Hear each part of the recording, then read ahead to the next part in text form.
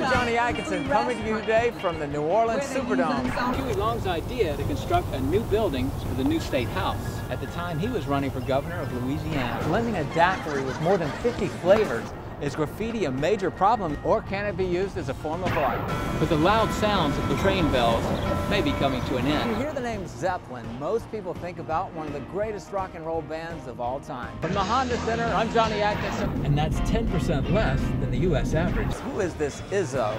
The rain and thunder continues. Local streets closed. That you can never get enough of. But still, nothing has been approved. And today I'm having the best. The South's best seafood. Once state-of-the-art remote control and a TV is now just part of the trash. I'm Johnny Atkinson, and I'm different than any reporter you've ever used.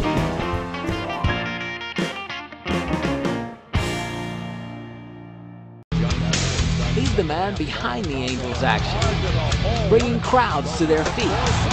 He's the man controlling everything we see. Meet Jeff Bingham, technical director of the video we see at professional sporting events like Angels baseball, Lakers basketball, and the Anaheim Ducks. Jeff suffers from a form of muscular dystrophy, but this handicap has had no impact on his climb up the entertainment ladder.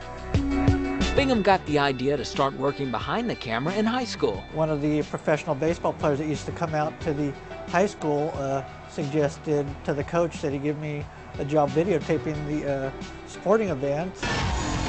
Bingham covered high school sports before getting a small job on the biggest show in Orange County history, Wally George. He was a perfectionist as far as his show went. He would check every edit and go back through the show just to make sure that it was perfect, and I tend to be the same way. Jeff mastered many different aspects of daily production, and after just 6 months, he'd worked his way up to producer, editor, and director. Next time, you don't warn me, punk! So what does the boss think of Jeff's work? He is as good as they get. I've seen a lot of technical directors in my day. Since I've been here, he's fantastic. And that's Jeff Bingham, another hero in Orange County. He fights gangs around Orange County and terrorists in the Middle East. His name is Chuck Flynn, and he is a true hero in Orange County. In 1981, Flynn joined the military. He was just 17 years old. My father was a Marine and served 2 tours in Vietnam, which had a big impact on me as a child growing up. Flynn left his military life in 1988, beginning a career fighting gangs in Santa Ana and training police officers. I can tell you, Chuck's a good guy, good police officer, good soldier. After 9/11, life changed for Chuck Flynn. He joined the Army Special Forces, taking on a constant threat of machine guns and high-powered bombs. He's involved in life and death struggles, probably more like minute by minute rather than occasionally in police work. How many guys in our department actually have faced war experience in the caliber he's at in his special detail?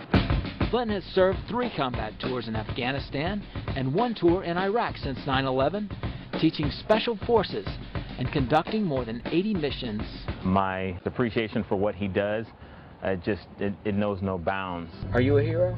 I personally am not. I'm just a soldier that feels honored to having had the opportunity to serve my country. So who is the hero? Those 3,900 Americans were the best individuals that this country has, and where they could have grown or what they could have become, we'll never know. Congratulations to Chuck Flynn, a true hero of the United States, and for Orange County. I'm Johnny Atkinson for Daybreak OC. Rodney Anderson has always been an athlete. He excelled in all sports, from first grade through high school. In 2001, Anderson accepted a basketball scholarship to Cal State Fullerton and was heading for a career in the spotlight. But life all changed for Rodney in his freshman season when he was visiting family in Los Angeles. A local gang member in Rodney's old neighborhood shot 4 bullets into Rodney's back. The initial prognosis was that I wasn't going to be able to move anything below my neck. Rodney was given just 24 hours to live and remained on life support for 2 weeks.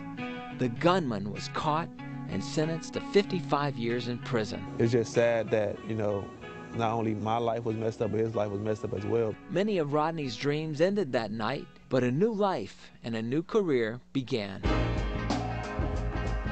A lot of people could have sulked and felt sorry for themselves, but he got right back into the real world, and I admire that. The maturity level is so high now, and the work ethic is so high. Since that tragic night, Rodney continued his education at Cal State Fullerton and took on new work, counseling student athletes with Cal State's athletic academic services. He's genuine and caring, and those are qualities that you either have or you don't.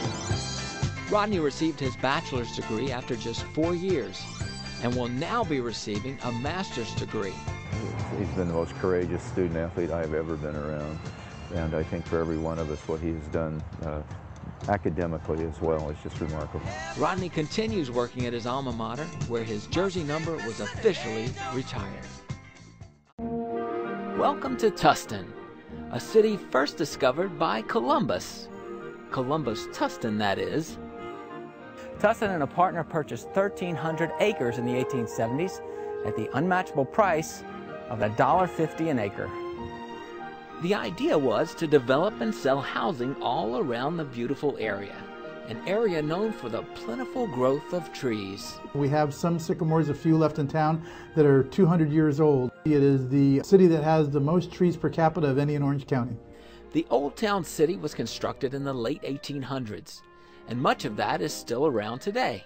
There are 150-year-old buildings and homes in the Old Town area, and landmarks that take us back to another era. These massive structures are called blimp hangars and were used to store the blimps during World War II. They were used originally to house blimps that would patrol the Pacific.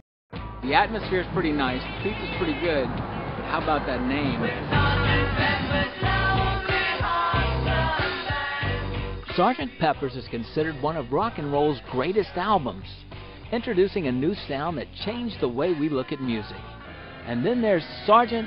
Pepperoni's, an Orange County restaurant which poured all that power and emotion of the 60s into its pizza. Woke up, fell out of bed.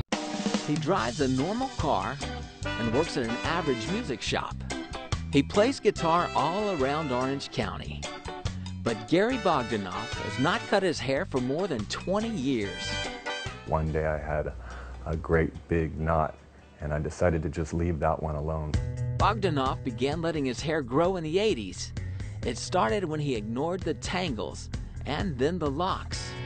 His wife was regularly cutting his hair before an argument broke out, and she stopped cutting. She got really mad at me and said that she was never going to cut it again. Today he washes it every morning and then spends nearly a half hour trying to dry it. Don't brush my hair, no brush, no comb, as the saying goes. Terry Peterson works full-time as a piano tuner. And in his spare time, he cycles across Orange County. But that's not what makes him different. Oh, perfect. Terry Peterson is riding across Orange County in a mountain unicycle. Life is a lot like mountain unicycling. It's not really about avoiding the obstacles, but, meeting them head on and overcoming them.